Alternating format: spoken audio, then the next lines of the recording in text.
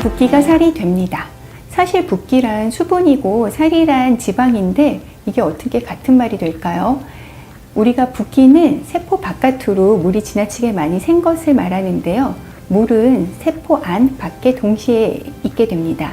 그런데 삼투압 밸런스가 깨지게 되면서 물이 지나치게 바깥으로 샌 상황이 바로 붓기 부종이 돼요. 우리가 아침 저녁으로 다리 굵기가 너무 많이 차이가 난다거나 발의 높낮이가 많이 달라지는 분들은 바로 쉽게 붓는 분들로, 이런 분들이 하체 쪽으로 순환이 떨어지면서 쉽게 하체 비만이 되는 경우들이 상당히 많습니다. 즉, 붓기는 살은 아니지만 쉽게 잘 붓는 분들은 지방대사가 쉽게 떨어지기 때문에 쉽게 살이 찌는 체형이 되고 체형이 좋지 않아지게 됩니다.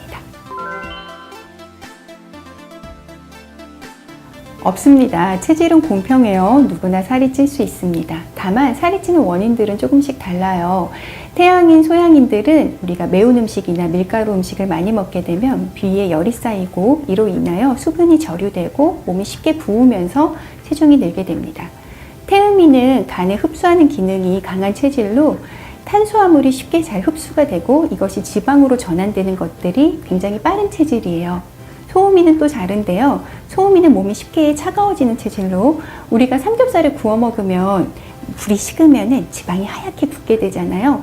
즉, 몸에서 열이 식어지면서 대사가 지나치게 떨어지게 되고 쉽게 지방 대사가 이루어지지 않으면서 지방이 과하게 축적되게 되는 체질입니다. 즉, 모든 체질은 다 살이 찔 수 있습니다.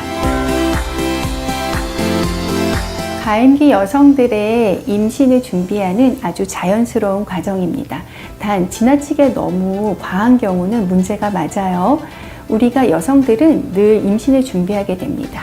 배란 이후 황체기는 임신을 준비하는 시기로 혈액량을 그대로 가지고 있으려고 하고 물도 내보내지 않고 또 에너지원이 필요하기 때문에 지방도 대사를 하지 않고 가지고 있으려고 해요.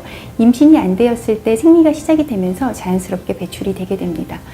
그런데 이런 식욕이 올라가는 부분들이 지나치게 높으신 경우들이 있으세요. 이런 경우들은 우리가 식욕을 관장하는 뇌의 신경 전달 물질의 밸런스가 깨진 분들입니다. 이런 경우에는 이러한 밸런스들을 잡아주는 과정이 필요합니다.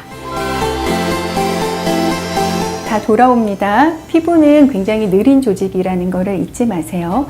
다이어트를 하고 나니까 몸도 가볍고 많이 건강해진 느낌인데 피부가 좀 처진 것 같다고 말씀하시는 분들이 많이 계시는데요.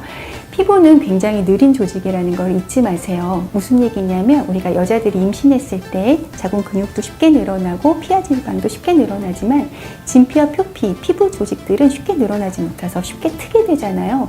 즉 피부는 굉장히 느리게 움직이는 조직이에요. 우리가 체중을 감량해서 사이즈가 줄어들었을 때 피부는 굉장히 그 상태를 유지하게 됩니다. 하지만 시간이 지나게 되면 다 올라오게 되어 있어요. 그래서 조금 기다려 주시는 것이 필요하고요. 또 다이어트를 하고 있는 과정에서 충분한 수분 섭취 그리고 양질의 좋은 단백질을 섭취해 주시는 것을 잊지 않는 것이 중요합니다. 반드시 그러실 필요는 없습니다. 하지만 한 끼는 가볍게 잊지 마세요. 물론 저녁을 안 드시는 것이 가장 좋은데요. 늦게까지 활동을 하시는 분들이 억지로 계속 식사를 참게 되면 12시 전후에 라면을 먹으면서 다이어트가 실패로 가는 경우들이 상당히 많습니다. 늦게까지 활동을 하시는 분들은 7시 전후에 간단하게 저녁 식사를 해주세요. 대신에 아침을 과일이나 주스로 당분만 넣어주시면 당분이 공급이 되면서 대사는 스타트되고 지방을 탈 수 있는 시간이 마련되게 됩니다. 이게 바로 간헐적 단식의 원리예요. 늦게까지 활동을 하시는 분들은 저녁은 가볍게 그리고 아침은 과일이나 주스로 조금 더 가볍게 드시는 것이 좋겠습니다.